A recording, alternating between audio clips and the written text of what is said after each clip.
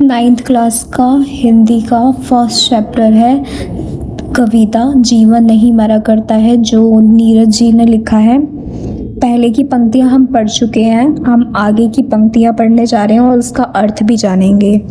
खोता कुछ भी नहीं यहाँ पर, केवल जिल्द बदलती पोथी, जैसे रात उतार चांदनी, पहने सुबह धूप की धोती, वस्त्र बदलकर आने वालों, चाल बदलकर जाने वालों, चंद खिलौने के खो जाने से बचपन नहीं मरा करता है।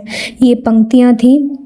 इन पंक्ति में जो हमारे कवि हैं वो क्या बताना चाहते हैं, वो बताना चाहते हैं कि किन्हीं भी कोई भी जीवन में चाहे कोई सी भी परेशानी क्यों ना आ जाए, लेकिन उससे क्या होता है कि हमारा जीवन समाप्त नहीं होता है। उन्होंने एक एग्जाम्पल भी दिया, उदाहरण दिया है कि जिस प्रकार हम जो पुस्तकें होती हैं पुरानी हो जाती है तो हम क्या कर देते हैं, या जिल्द फट जाते हैं तो हम क्या कर देते हैं, नए जिल्द चढ़ा देते हैं उसी के ऊपर। उसी तरह अगर हमारे जीवन में असफलताएं आ जाती है तो हमें क्या करना चाहिए, उसको भुलाकर आगे बढ़ने का प्रयास करना चाहिए। फिर आगे वो ना एक उदाहरण देते हैं, जैसे रात होती है ना, रात क्या करती है, चांदनी रूपी जो वस्त्र होती है ना उसको पहन लेती है, और जैसे ही सुबह होती है तो वो क्या करती है, धूप की धोती पहन लेती है। हमें पता है कि रात के बाद क्या आता है, दिन आता है, ठीक है। ऐसे ही अंधेरे के बाद उजाला आता है। अर्थात वो यहाँ पर ये बताना चाहते हैं कि हमें कभी भी क्या नहीं करना चाहिए, हार नहीं मानना चाहिए अपने जीवन में। आगे जो कवि है ना वो हमें ये बताते हैं कि जो लोग उल्हाना देते हैं लोगों को, जो कोई काम शुरू तो बहुत ही उत्साह से करते हैं लेकिन बाद में क्या होता है, उन्हें असफलता मिलने लग जाती है या जीवन में कोई कठिनाई आने लगती है तो वो बहुत जल्दी क्या होते हैं, निराश भी हो जाते हैं। उनसे कवि वो बोलते हैं, अगर कुछ खिलौने अगर हमारे खो जाएं तो उससे क्या होता है, हमारा बचपन नहीं मर जाता है ना। जिस तरह बच्चे खेलना नहीं छोड़ देते हैं, जैसे खिलौना अगर खो गया उनका, है ना, तो वो क्या करते हैं, खेलना नहीं छोड़ते हैं। उसी तरह हमें क्या करना चाहिए, हर वक्त प्रयास करना चाहिए और हमें निराश नहीं होना चाहिए, ठीक है। ये जो असफलता होती है वो क्या होता है, वो हमारे जीवन को निश्चित नहीं करती है, ठीक है। ये सब इस पंक्ति में उन्होंने बताना चाहते थे। आगे की अगर हम पंक्ति पढ़ेंगे उसमें उन्होंने बोला है, लाखों बार गगरियां फूटी, शिकन न आई पनघट पर, लाखों बार कश्तियां डूबी, चहल पहल वो ही है तट पर, तम की उम्र बढ़ाने वालों, लो की आयु घटाने वालों, लाख करे पतझड़ कोशिश पर, उपवन नहीं मरा करता है। इस पंक्ति में कवि क्या बताना चाहते हैं, वो बताना चाहते हैं कि जीवन में जो उतार और चढ़ाव होते हैं ना, वो क्या है कि आते रहते हैं, ठीक है। वो बदल, उससे क्या आता है, उसका जो हमारा मूल स्वरूप होता है ना जीवन का, उसको वो बदल नहीं सकता है। ऐसे यहाँ पे ना उन्होंने एक उदाहरण दिया है कि पनघट पर, ठीक है, पनघट पर क्या होता है कि अनेकों जो मटकियाँ होती हैं ना वो टूटती फूटती रहती हैं।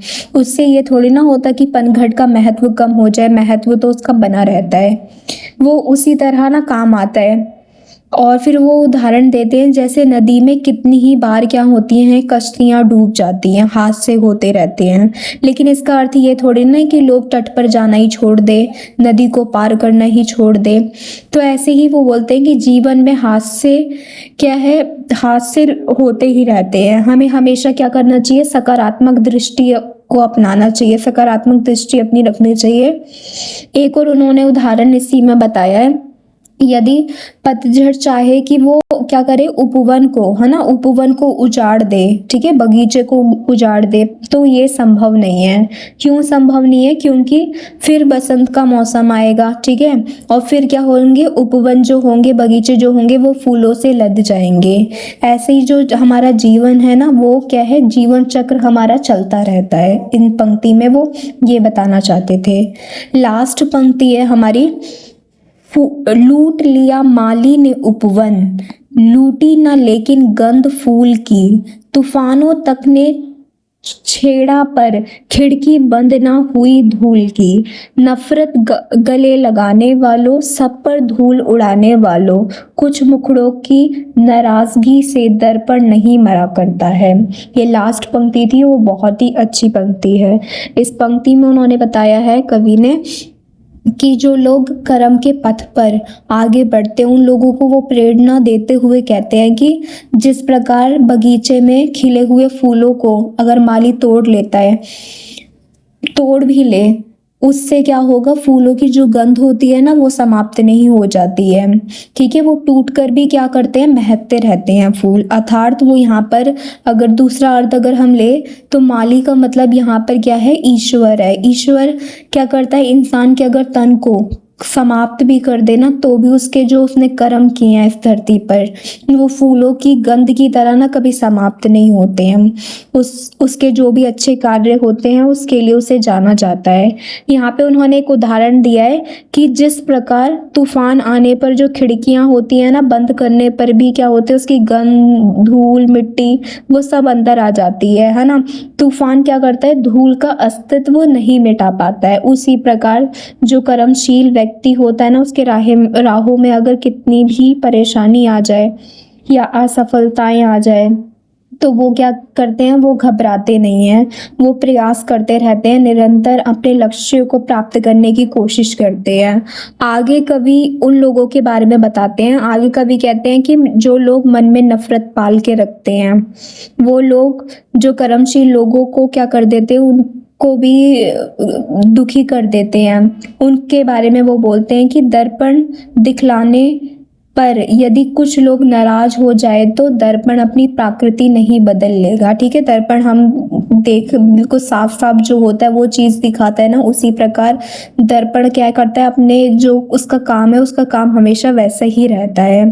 तो हमेशा वो सत्य लोगों के बारे में बात कर रहे हैं। जो लोग कर्मशील व्यक्ति है वो हमेशा सत्य वाले राहों पर चलेंगे, किसी गलत कामों को नहीं करेंगे। ठीक है, तो ये पंक्ति में पूरा यही बताया गया था। Thank you.